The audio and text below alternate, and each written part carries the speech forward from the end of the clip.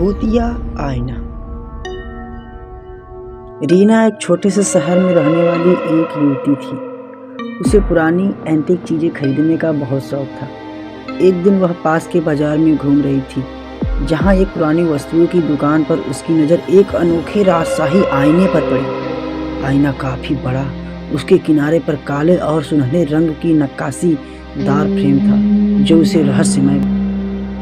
दुकानदार ने उसे बताया कि यह आईना बहुत पुराना और ख़ास है, लेकिन उसने यह भी कहा, इसे खरीदने से पहले सोच लो, यह आईना कई रहस्यों से भरा है। रीना ने दुकानदार की बातों को नज़रअंदाज किया क्योंकि उसे यह सिर्फ एक कहानी लगा। उसने तुरंत आईना खरीद लिया और उसे अपने कमरे में सजा दिया। जब रीना सोने गई तो उसे महसूस हुआ कि कोई उसके कमरे में चल रहा है। उसने चारों ओर देखा लेकिन वहाँ कोई नहीं था। जब वह सुबह उठी, आईने में अपने बाल को संवारना चाहा तो देखा उसका चेहरा उसे घूर रहा है। दूसरी रात उसने आईने में कुछ परछाइयों को चलते देखा। उसे लगा कि यह उसकी थकान की वजह से हो रहा है, इसलिए उसने इसे भी नज़रअंदाज कर दिया। दूसरी सुबह उसने देखा कि आईने में उसकी परछाई मुस्कुरा रही है, जबकि वह खुद डर से कांप रही थी। जैसे जैसे दिन बीतते गए, चीज़ें और भी डरावनी होती गई। रात को उसके कमरे की लाइट जलने और बुझने लगी। रात में उसे किसी के रोने और फुसफुसाने की आवाज़ें आने लगी।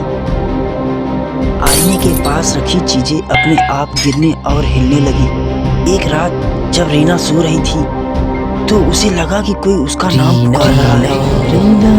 उसने आंखें खोली और देखा कि आईने में एक औरत का धुंधला सा चेहरा उभर रहा है। वह काली साड़ी पहने और उसकी आंखें गहरी और काली थी। वह औरत धीरे धीरे आईने से बाहर निकल रही थी। ने इस बात को अपने पति आदित्य से बताया। आदित्य ने रीना को फौरन दुकानदार से मिलने को कहा।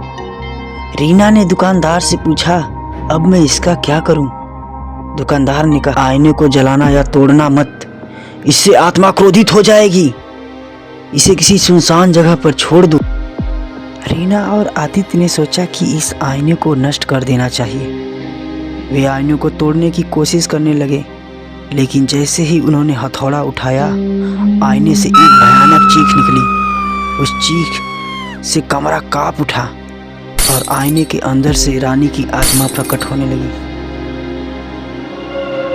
रानी की आत्मा ने गुस्से में कहा, तुम मुझे यहाँ से आजाद नहीं कर सकती हो।